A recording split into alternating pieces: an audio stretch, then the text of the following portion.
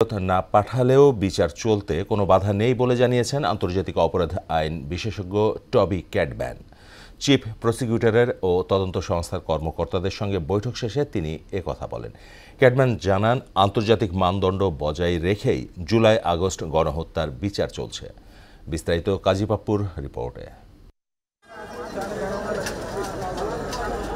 আন্তর্জাতিক অপরাধ আদালত আইসিসিতে যুদ্ধাপরাধ ও মানবতা বিরোধী অপরাধের অনেক মামলা পরিচালনার অভিজ্ঞতা রয়েছে টবি ক্যাডম্যানের, যে কারণে 2010 সালে মানবতা বিরোধী অপরাধের সাজাপ্রাপ্ত জামায়াত নেতাদের আইনজীবী হিসেবে নিয়োগ পেয়েছিলেন তিনি। কিন্তু তখন তাকে বাংলাদেশে ঢুকতেই দেয়নি আওয়ামী লীগ সরকার। ভাগ্যের কি নির্মম পরিহাস, সেই ক্যাডম্যানই এখন এসেছেন আওয়ামী লীগ সরকারের এমপি মন্ত্রীদের বিচার কাজে, তাও আবার আন্তর্জাতিক অপরাধ ট্রাইব্যুনালের চিফ প্রসিকিউটরের বিশেষ উপদেষ্টা হিসাবে।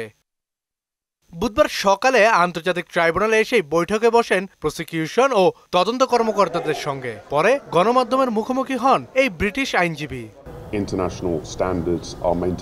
জুলাই আগস্ট গণহত্যার বিচার আন্তর্জাতিক মান মেনে করা হচ্ছে। ট্রাইব্যুনালের দুই একটি ধারা আলোচনার মাধ্যমে সংশোধন করা যেতে পারে।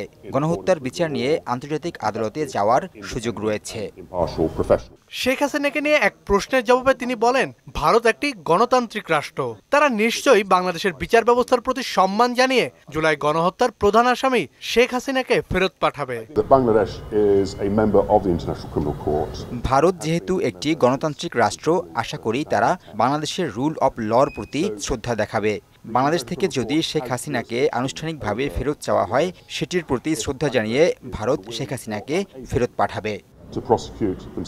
তার মতে বিশ্বের বিভিন্ন দেশে মৃত্যুদণ্ড নিয়ে প্রশ্ন থাকলেও বাংলাদেশে আইন অনুযায়ী সব হবে। বাংলাদেশের বাস্তবতাটা আলাদা, এ বিষয়টা ওইসব দেশকে বুঝতে হবে। আদালত ঠিক করবেন মৃত্যুদণ্ড দেওয়া হবে কি হবে না।